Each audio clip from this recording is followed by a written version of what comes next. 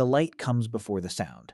A flash so total it burns through your closed eyelids, through your hands when you throw them over your face, through the curtains, through the walls. For half a second, the world turns the color of the inside of the sun. Your body reacts before your mind understands anything. You drop. You don't choose to drop, your knees simply stop holding you up. And then the sound arrives, not a bang but a pressure, a wall of force that you feel in your chest before you hear it in your ears. The windows do not break so much as disappear. Glass becomes 1,000 small knives traveling at the speed of a gunshot, and you are still alive only because you are already on the floor. Your ears are ringing. Not a sound exactly, more like silence with edges. You try to call out and your voice feels far away, muffled, like you are speaking from underwater. Your skin feels hot, tight, sunburned in seconds, though no sun is touching you anymore. This was the flash. This was the heat that traveled faster than the blast that knocked you down. Somewhere in the distance, a structure that has stood for 60 years is no longer standing. You don't know that yet. You only know that your hands are shaking, and your hands have never shaken like this before. This is the first 90 seconds of a nuclear apocalypse. Whether you live through the next 90 years depends entirely on what your body does in the next 90 seconds. Most people frozen by shock do nothing. The ones who survive are the ones who move. Your body wants to stand up and run. Do not listen to it. Every cell in you is screaming to get outside, to see what happened, to find someone.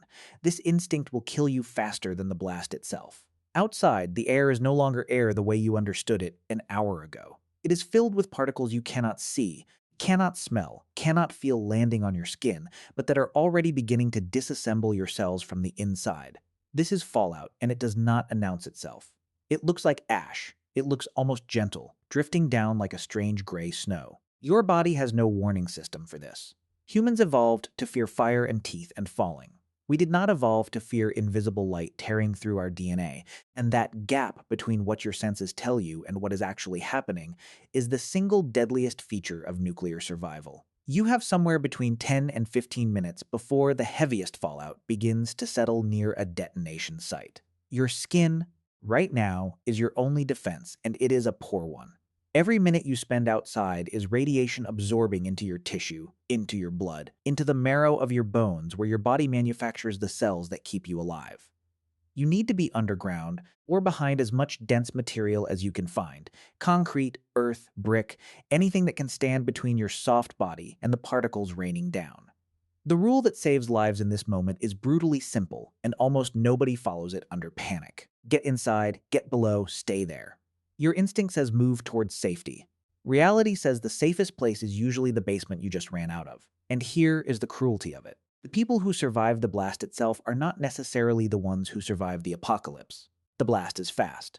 What comes after is slow, patient, and far less forgiving. By hour 3, your throat is dry in a way water doesn't seem to fix. This is not ordinary thirst. Somewhere outside, the air itself has become something your body cannot safely process, and every breath you take without protection is a small bet against your own future. You don't feel sick yet. That is the trap. Radiation sickness can take hours or days to show itself, which means your body lies to you about how much danger you're already in. You feel almost normal, and normal feels like permission to relax, and relaxing right now might be the most dangerous decision of your life. By hour 6, the temperature inside your shelter has dropped, not from the cold outside, but from a phenomenon almost no one expects. If multiple detonations have struck large urban centers, the smoke and dust thrown into the atmosphere begin blocking sunlight on a scale that reshapes weather itself. This isn't science fiction.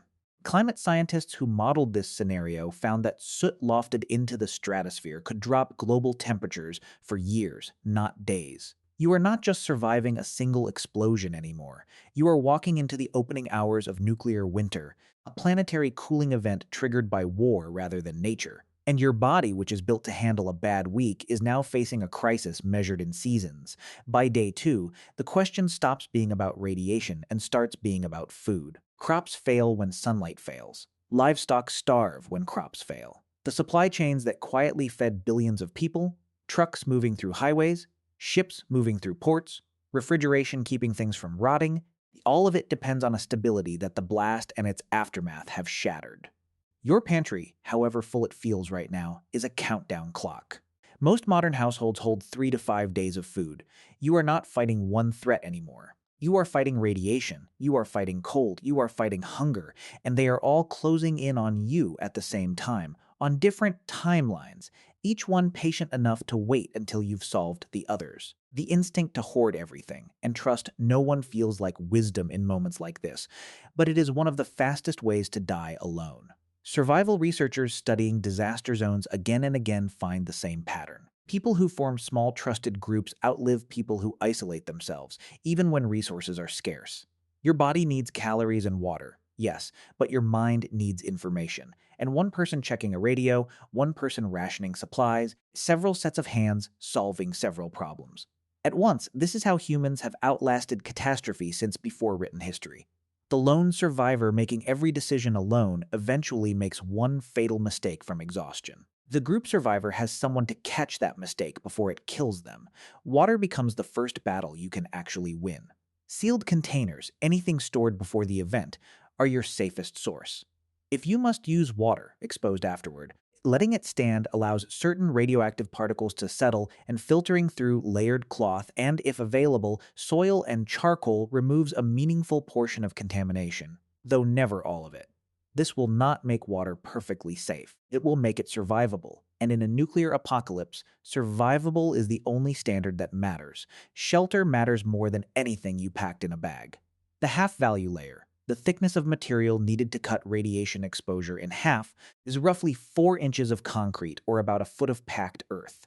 Stack that logic, and a basement under a few feet of soil and rubble can reduce your exposure by over 1,000 times compared to standing outside. This is why farmhouses with root cellars, parking garages, and subway tunnels became unlikely sanctuaries in every serious model researchers have built. Your survival was never going to come from a knife or a backpack. It was always going to come from mass, distance, and time, the 3 pillars that determine whether radiation reaches your body at all. And food, when crops fail and trucks stop running, comes down to something almost embarrassingly unglamorous: stored grain, canned goods. Mushrooms grown in the dark on decaying material, since fungi do not need sunlight the way plants do. Some of the most resilient post-disaster food models researchers have proposed involve converting paper, leaves, and dead plant matter into edible fungal protein. An idea that sounds absurd until you remember that the alternative is starvation on a timeline measured in weeks. Here is the part almost no one expects. The flash, the fire, the collapsing buildings, all of it is survivable for a surprising number of people within just a few miles of detonation, especially if they get below ground in the first crucial minutes. The real killer, the one responsible for the most deaths across years rather than hours, is not radiation sickness at all. It is starvation, driven by the collapse of agriculture under a darkened, cooled sky. Researchers studying nuclear winter scenarios have estimated that the death toll from global famine in the years following a major nuclear exchange could dwarf the death toll from the explosions themselves by a margin large enough to reframe the entire disaster. You spend the first day terrified of fire and fallout. You should be more afraid of the harvest that never comes 18 months later. There's a second surprise hiding inside the first one. Geography that once meant nothing suddenly determines everything. Nations far from major population centers, with strong existing agriculture and isolation from global shipping routes, models again and again point to places like New Zealand as among the most likely regions to weather a global nuclear winter with manageable, though still severe, food shortfalls. Meanwhile, densely populated importing nations, places that look wealthy and secure today, become some of the most vulnerable, simply because they never grew their own food in the first place. Your safety, it turns out, was never just about your body or your bunker. It was about whether the soil beneath your country could feed itself without the rest of the world. And the final surprise is almost philosophical. The instinct to scavenge, to grab and hoard everything you see, performs worse in study after study than the instinct to plan, ration, and cooperate. Civilizations that have survived famine throughout history, from medieval villages to wartime rationing in the 20th century, survived not through individual heroics, but through coordinated, unglamorous discipline. Your greatest weapon in a nuclear apocalypse is not strength. It is the ability to think clearly when your body is begging you to panic. You already live closer to this edge than you think. The supply chain that stocks your refrigerator runs on a fragility most people never examine. trucks that must arrive on schedule, ports that must stay open, a global system so efficient that it leaves almost no slack for shock. The 3 to 5 days of food sitting in your kitchen right now is the same buffer that would matter most in the opening days of a catastrophe, and most homes have never tested whether that buffer is enough. You already understand isolation versus cooperation, even if you've never framed it this way. The neighborhoods, the communities, the families that pulled together during blackouts, during storms, during the early chaotic weeks of a pandemic, those are the same patterns survival researchers see repeating in every disaster model from the Cold War to today. You have already lived through a smaller, gentler version of the exact instinct that determines who survives the apocalypse. You just didn't call it that at the time. And you already understand, somewhere in your body, what it feels like when the normal rules suddenly stop applying, when the store shelves empty faster than they refill, when the thing you assumed would always be there simply isn't. That feeling, multiplied by years instead of weeks, is what nuclear winter would ask of every surviving population on Earth. Survival, in the end, was never going to be about outrunning the blast. The blast is over in seconds, and after those seconds, your fate stops being decided by explosions and starts being decided by discipline, by patience, by the unglamorous arithmetic of food stored, water filtered, and people trusted. The apocalypse most people imagine is fire and chaos in the first hour. The apocalypse that actually unfolds is quiet, cold, and slow, stretching across years, deciding its survivors not through strength, but through preparation made long before the flash ever lit the sky. The question was never really whether you could survive the bomb. It was always whether you could survive everything that came after it.